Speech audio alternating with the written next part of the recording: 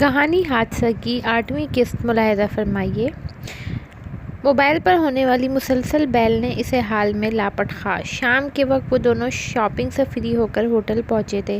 وہ تب سے ہی اپنے کمرے میں بند گلاس ونڈو کے پاس کھڑا شہر کے بھاگتے دوڑتے مناظر پر نظر جمائے ماضی میں گم تھا۔ اس نے موبائل اٹھا کر دیکھا، اس کی سیکرٹری کی کال تھی۔ بات کرنے کے بعد وہ بیڈ پر بیٹھ گیا۔ آپ نے میرے ساتھ جو کچھ کیا وہ تو میں ڈیڈی کے کہنے پر آپ کو معاف کر چکا تھا، لیکن جو آپ نے میرے ڈیڈی کے ساتھ کیا، ان کی جان لے لی، میں اس کے لیے آپ کو کبھی معاف نہیں کروں گا مام، کبھی بھی نہیں۔ نفرت ہے مجھے آپ سے۔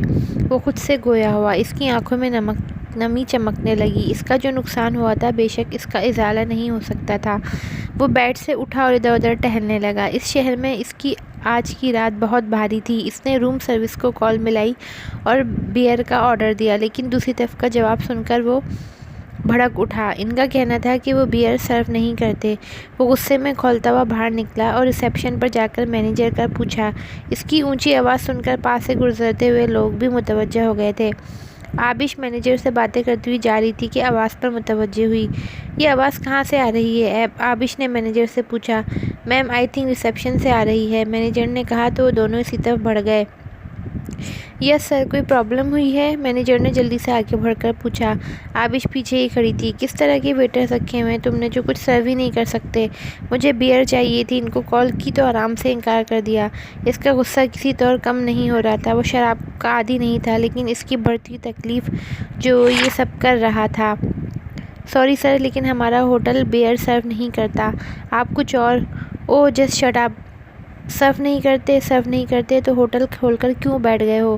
سیم نے اس کی بات کاٹ کر کہا۔ مینیجر کو سبکی ہونے لگی۔ اچھا خاصا تماشا بن گیا تھا جو کہ ہوٹل کی ریپوٹیشن خراب کرتا۔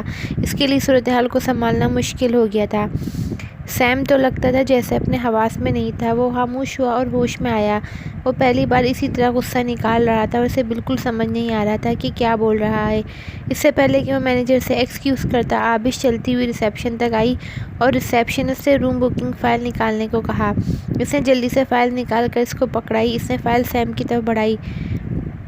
سیم اسے اپنے سامنے دیکھ کر حیران رہ گیا، کیونکہ یہ وہی تو تھی جس کو اس نے جویلری شاپ میں دیکھا تھا۔ روم بکنگ پیج پر واضح الفاظ میں لکھا ہے کہ ہوٹل گرینڈ حیات میں شراب سرو نہیں ہوتی۔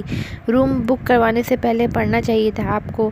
میم یہ مسٹر مائیکل کے گیسٹ ہیں۔ اس سے پہلے کہ وہ کچھ اور کہتی مینیجر نے اطلاع دی۔ میں نے مسٹر مائیکل کو واضح کر دیا تھا کہ آپ اپنے گیسٹ کو بتا دیجیے گا کہ یہاں پر شراب سرو نہیں ہوتی۔ دونوں صورتوں میں ہماری کوئی غلطی نہیں ہے۔ اگر آپ کو اطلاع نہیں ملی تھی تو ہم کچھ نہیں کر سکتے۔ Rules are rules. باہر نکلیں، آپ کو بہت سے بارز مل جائیں گے، وہاں جا کر اپنا شوق پورا کیجیے، یہاں پر تماشا مت بنائیں۔ سیم، میکس نے اسے آواز دی تو وہ خاموش ہو کر اس کی طرف دیکھنے لگی۔ میکس اس سے معذرت کرتا ہوا سیم کو وہاں سے لے گیا تو سب جو لوگ وہاں کھڑے تھے اپنے رومز میں چلے گئے۔ آبش گھر چلی آئی۔ سین چینج۔ آج شادی تھی اور چونکہ چرچ میں ہونی تھی اس وقت سب گیسٹ چرچ گئے ہوئے تھے۔ شام کو ہوٹل میں پارٹی تھی جو کہ ہوٹل میں ہی ہونی تھی، اس کی تیاریاں آخری مراحل میں تھیں۔ آبش اس وقت ارینجمنٹس چیک کرنے آئی تھی۔ وہ نظریں اطراف میں گھماتے ہوئے پیچھے کی جانب چل رہی تھی۔ چرچ میں جوڑے کی قبولیت کی رسم تو ہو چکی تھی، جبکہ باقی رسومات ہونا ابھی باقی تھیں اور شام تک چلنی تھیں۔ سیم کو اپنا وہاں مزید رکنا بیکار لگا، اس لیے وہ ہوٹل چلا آیا۔ وہ نظریں موبائل پر جمائے ہوئے چل رہا تھا کہ آبش کو نہ دیکھ سکا اور دونوں کا تصادم ہو گیا۔ آبش لڑکھڑائی اور گرنے ہی والی تھی کہ سیم نے اسے بازو سے پکڑ کر سیدھا کھڑا کیا۔ اس سلسلے میں اس کا سیل فلور کی نظر ہو چکا تھا۔ آبش نے اپنا بازو کھینچا اور سوری کہہ کر جانے لگی کہ سیم کی آواز پر رک گئی۔ چلو اچھا ہوا حساب برابر ہو گیا۔ آبش مڑی اور ناسمجھی سے اسے دیکھا۔ میرا مطلب ہے کہ اس رات میں نے غلطی کی تھی اور آج تمہیں گرنے سے بچا لیا تو غلطی کا ازالہ ہو گیا۔ اس چکر میں میرا ایک سیل فون بھی برباد ہو گیا۔ اس کے تاثرات دیکھ کر تفصیل بتائی۔ آبش نے نظر جھکا کر موبائل کو دیکھا جس کی اسکرین ٹوٹ چکی تھی۔ یہ ازالہ نہیں تھا اور اس سیل کی پے مینیجر کر دے گا، آبش نے کہا اور وہاں سے چلی گئی۔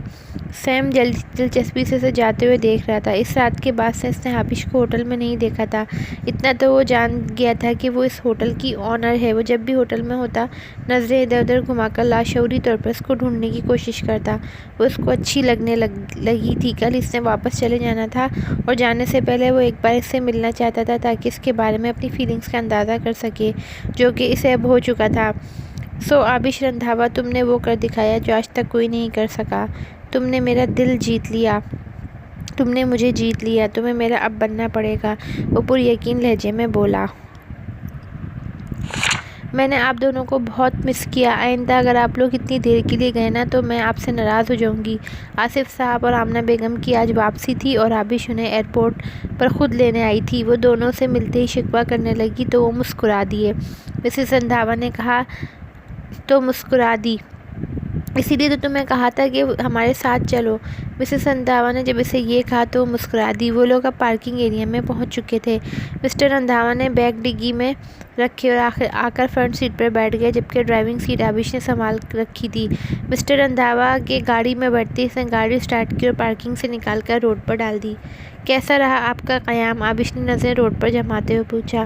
بہت بزی رہا۔ ہاں، ان کام کے ختم ہوتے ہی میں نہیں آ رہے ہاں ان کے کام ہی ختم ہونے میں نہیں آ رہے تھے، میں اکیلی وہاں بور ہوتی رہی۔ اگر تم ساتھ چلی جاتی تو تھوڑی آؤٹنگ ہی ہو جاتی، مسز رندھاوا نے شوہر کی بات پوری ہونے سے پہلے کہا۔ عابش اور مسٹر رندھاوا نے کہا لگایا۔ مسٹر مائیکل کی نواسی کی شادی ہو گئی؟ مسٹر رندھاوا نے کچھ دیر بعد پوچھا۔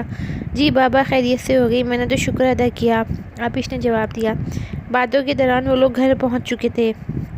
واپسی کے اگلے ہی دن وہ آفس میں موجود تھا۔ آفس ورک اور میٹنگز نے اسے ایک ہفتے تک بزی رکھا۔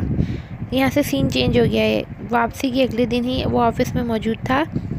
آفس ورک اور میٹنگز نے اسے ایک ہفتے تک بزی رکھا۔ ایک ہفتے بعد کہیں جا کر اس کو تھوڑی فرصت ملی تو اس نے جان کو اپنے آفس میں بلایا۔ یس سر، جان آفس میں داخل ہوتے ہوئے بولا۔ ہاں جان، کام ہے تم سے۔ ہوٹل گرینڈ حیات کی اونر ہے مس عابش رندھاوا، مجھے ان کے بارے میں مکمل انفارمیشن چاہیے۔ کتنا وقت لوگے؟ اس نے پوچھا۔ سر، شام تک آپ کو ساری انفارمیشن مل جائے گی، جان نے پر یقین لہجے میں کہا اور آفس سے چلا گیا۔ سیم جانتا تھا کہ جان یہ کام بہت اچھے سے کر لے گا، وہ اس طرح کے کاموں میں بہت فاسٹ تھا۔ سیم نے لیپ ٹاپ کی طرف دیکھا جہاں عابش کی وہی چیدہ معلومات تھیں جو پچھلے ایک ہفتے سے کئی دفعہ پڑھ چکا تھا۔ ایک چیز نے اسے بہت حیران کیا تھا، وہ یہ کہ عابش کی ایک بھی تصویر نہیں تھی۔ سیم اس کی اتنی احتیاط پر متاثر ہوئے بغیر نہیں رہ سکا۔ بے شک اس کا انتخاب کا جواب تھا۔ اپنی ماں کے معیار پر اپنی لائف پارٹنر کو مت پرکھنا، ضروری نہیں کہ جیسی تمہاری ماں ہے تمہاری ہونے والی بیوی بھی ایسے ہی ہو۔ اگر کوئی اچھا انسان ملے تو اس کی قدر کرنا۔ اسے ہمدان کی کسی وقت میں کی ہوئی ہدایت یاد آ گئی۔ یہ سچ ہی تھا کہ ایک عورت کی صورت میں جینیفر کو دیکھنے کے بعد اسے عورتوں سے نفرت ہو گئی تھی۔ نہ وہ کسی کے نزدیک گیا تھا اور نہ ہی کسی کو اپنے قریب آنے دیا تھا، لیکن عابش کے معاملے میں وہ خود اسی کی طرف کھینچتا چلا گیا تھا۔ ایک ہفتے سے وہ مسلسل سوچ رہا تھا اور جتنا وہ اسے سوچ رہا تھا اسے دیکھنے کے لیے اتنا ہی بے قرار ہو رہا تھا۔ اس ایک ہفتے میں اس پر یہ حقیقت بہت اچھے سے واضح ہو گئی تھی کہ وہ عابش سے محبت کرتا تھا۔ میں نے ڈیڈی سے سنا تھا کہ دوری محبت کو بڑھاتی ہے، آج مان بھی لیا۔ تمہاری دوری کا ایک ایک پل میرے دل میں تمہاری محبت کو بڑھا رہا ہے۔ کیا جادو کر دیا ہے تم نے مجھ پر؟ وہ کرسی کی بیک سے ٹیک لگائے آنکھیں موند کر اس کے عکس سے مخاطب ہوا۔ شام تک جان اس کے سامنے حاضر تھا۔ سر، اس فائل میں مس عابش کی ساری انفارمیشن موجود ہے، ان کی فیملی بیک گراؤنڈ سے لے کر ان کے پرسنل اور آفس کے نمبر تک ساری انفارمیشن ہے، جان نے ٹیبل پر اس کے سامنے فائل رکھتے ہوئے کہا۔ اوکے، تھینک یو جان، تم جا سکتے ہو، سیم نے فائل اٹھاتے ہوئے کہا۔ اس نے فائل کھول کر پڑھی اور یہ جان کر مطمئن ہو گیا کہ عابش کا ماضی میں کسی سے کوئی ریلیشن نہیں تھا اور نہ ہی وہ کسی سے منسوب ہے۔ اس نے موبائل اٹھایا اور عابش کا نمبر بلایا۔ بیل جا رہی تھی لیکن کال ریسیو نہیں ہو رہی تھی۔ اس نے 5 دفعہ نمبر ڈائل کیا لیکن کال ریسیو نہیں ہوئی۔ وہ جھنجلا گیا۔ ہیلو، جب اس نے 6 بار نمبر ملایا تو کال ریسیو کر لی گئی۔ تو دوستو، آج کے لیے اتنا ہی۔ اگلی قسط میں کہانی کا بقیہ حصہ بتاؤں گی، تب تک کے لیے اجازت، اللہ حافظ۔